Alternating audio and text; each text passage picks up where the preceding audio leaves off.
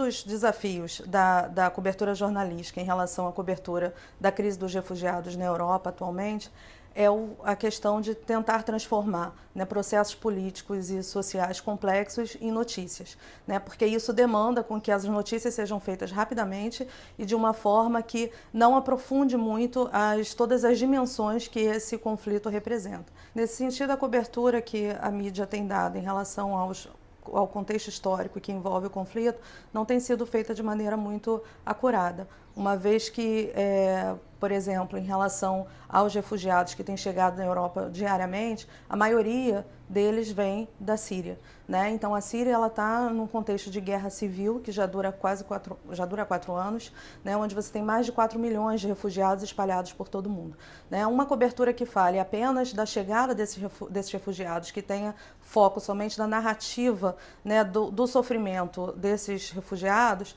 não consegue captar os processos históricos que desencadearam toda essa trajetória, né? Então, uma melhor abordagem em relação ao que acontece na Síria hoje, né? E todos os processos, as questões políticas, a dinâmica da revolta da Síria não foi muito bem explicada pela mídia de forma em geral, né? Então tudo se passa como se a guerra automaticamente gerasse os refugiados, né? Então fica de fora, por exemplo, coberturas a respeito de como a guerra gerou inclusive refugiados internos na Síria e refugiados também nos países vizinhos, né? Hoje países como Turquia e Líbano são os maiores receptores desses refugiados sírios, né? Uma outra questão que não tem sido muito bem abordada é o fato de que são diferentes refugiados, são diferentes histórias de refugiados, né? Então são processos políticos diferentes que desencadearam essa leva, né, a saída de refugiados para a Europa, que no caso não são só refugiados sírios, você tem refugiados iraquianos, refugiados afegãos, refugiados líbios, né, que têm histórias paralelas, né, não necessariamente essas histórias de refúgio elas estão relatadas umas com as outras, né, se os sírios e os líbios nós podemos contextualizá-los a partir do que se convencionou a chamar de Primavera Árabe e seus efeitos, né, você tem o caso de afegãos e iraquianos que procuram refúgio na Europa por conta de processos políticos muito mais antigos, como no caso dos iraquianos da invasão ao Iraque e dos afegãos ainda no contexto da invasão, da guerra no Afeganistão. Então, nesse sentido, o contexto é muito complexo e é muito plural. Não há possibilidade de você explicar tudo o que está acontecendo apenas pela narrativa que envolve a Europa, né? E uma outra questão que tem sido deixada de fora do contexto histórico, né, é problematizar um pouco de que o fato desses refugiados chegarem à Europa não é a primeira vez que isso acontece na história, né? Historicamente, se a gente for olhar para o continente europeu, há uma série de trocas, de influências, de contatos que aconteceram entre esses países, né? Entre esses locais, esses estados nacionais de onde esses refugiados atuais são provenientes, né? Então, uma das questões importantes de se destacar em relação a essa questão da abordagem histórica, né, é olhar justamente para o processo histórico que desencadeou esse evento crítico, né? Essa recente crise, né, de refugiados na Europa. Para melhor entender historicamente os processos que levaram à chegada desses refugiados na Europa no cenário atual, é preciso olhar historicamente, né, para a história, para a relação política que cada um desses países estabeleceram ao longo do tempo, né? Então, assim, olhar para a crise que gerou esses refugiados quer dizer que você tem que olhar para os processos políticos que levaram a isso.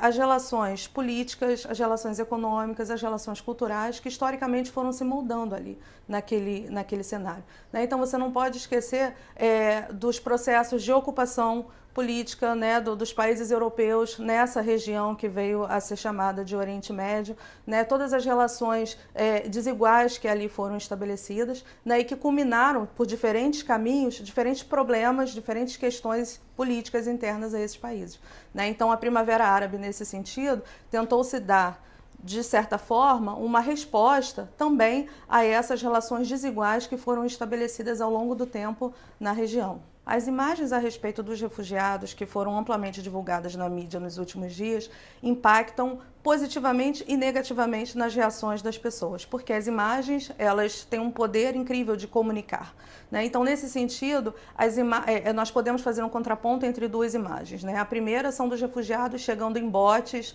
ou em embarcações precárias à Europa, né? Eram embarcações lotadas, muitas das vezes as pessoas eram resgatadas, né, pelas polícias locais, e isso causou, de certa forma, para um certo nicho da população europeia, um sentimento de medo e de insegurança em relação ao que estava vindo, né? Então, se a gente for pegar, por exemplo, alguns jornais que politicamente têm uma determinada linha, né, de publicação, nós podemos ver termos pejorativos indicando a chegada desses refugiados, né? Como a invasão, como eles estão vindo, como nós vamos nos proteger deles e por aí vai, né? Que é mexer com todo um estereótipo que historicamente foi construído na Europa em relação a esse outro, né? Sobretudo aqueles que vêm dessa região chamada como Oriente Médio. Por outro lado, uma imagem que impactou positivamente a opinião pública foi a imagem do menininho achado morto na praia da Turquia,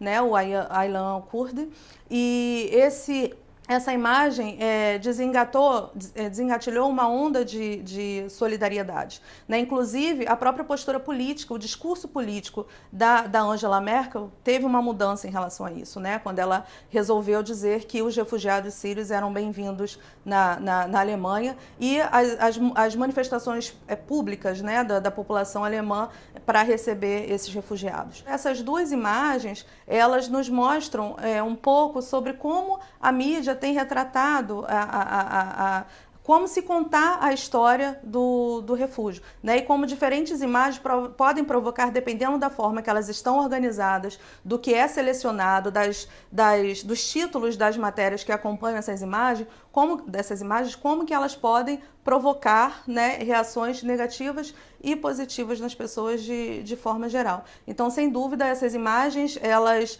produzem uma série de discursos a respeito dessa crise dos refugiados na Europa hoje. Sem dúvida que as imagens estereotipadas dos árabes que são divulgadas na Europa contribuem para uma percepção negativa desses refugiados contemporâneos que estão chegando na Europa, né? Uma vez que, historicamente, esses árabes, muitas vezes, né, são retratados de forma homogênea, né? Os árabes, uma vez que você não leva em conta as subjetividades, os diferentes pertencimentos nacionais dessas pessoas, as diferentes trajetórias delas, né? Você cria um estereótipo, e como todo estereótipo, ele requer uma certa fixidez, né? Então, atribuem a essa presença do árabe como uma ameaça, né? E isso, obviamente, vai alimentar uma série de discursos políticos, né, que são, obviamente, xenófobos e vinculados a setores mais conservadores da sociedade, uma vez que eles mobilizam esses estereótipos e esses preconceitos já previamente existentes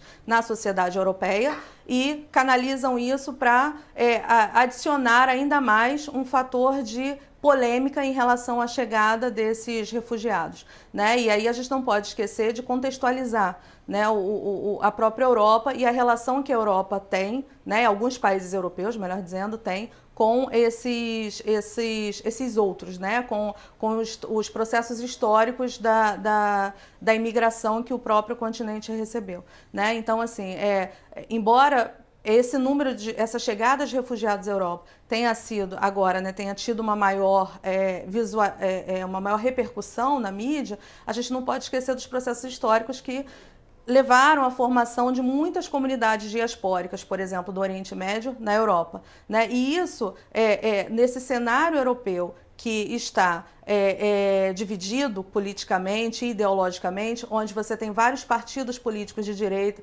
partidos políticos pregando uma xenofobia, eles acabam canalizando todos esses estereótipos que foram historicamente construídos a respeito dos árabes para os seus objetivos políticos, né? Então, atos de racismo, atos de ataques a refugiados ou a locais de recepção de refugiados estão começando a eclodir na Europa nesse sentido. Então, sem dúvida nenhuma, esse processo, né, de estereotipização dos árabes adicionam negativamente ao contexto dessa acolhida atual. É importante salientar também que nesse processo de acolhida desses refugiados e toda a questão, as questões políticas, né, todas as dimensões políticas e sociais que isso está acarretando, há uma série de debates em torno dessa presença dos árabes, mas não só dos árabes. A identidade muçulmana também tem sido mobilizada como um setor de ou aceitação ou de afastamento desses refugiados. Então, uma questão importante para ser levada em conta nessa cobertura da mídia em relação aos refugiados na Europa contemporânea é ter em conta os contextos históricos e políticos que desengatilharam tal caminhada, né, até chegar à Europa. E, por outro lado, pensar também os próprios termos nos quais o debate está sendo colocado através da mídia. Então é importante fazer uma diferenciação em relação à questão da imigração, à questão do refúgio, mostrar um pouco as dificuldades institucionais que um refugiado precisa passar ou encarar para conseguir o seu direito de permanecer no país que ele está buscando refúgio, né? Então é importante ter em conta todas essas dimensões políticas, históricas, sociais que envolvem o processo de refúgio e não apenas ler o refúgio de uma forma, o pedido de refúgio ou essa situação dos refugiados de forma muito rasa, né? Muito rápida, como se fosse algo provisório, né? O que a gente está vendo é que enquanto os fatores políticos que geraram essa movimentação de refúgio na Europa não forem resolvidas, né, tampouco essa crise dos refugiados irá se solucionar.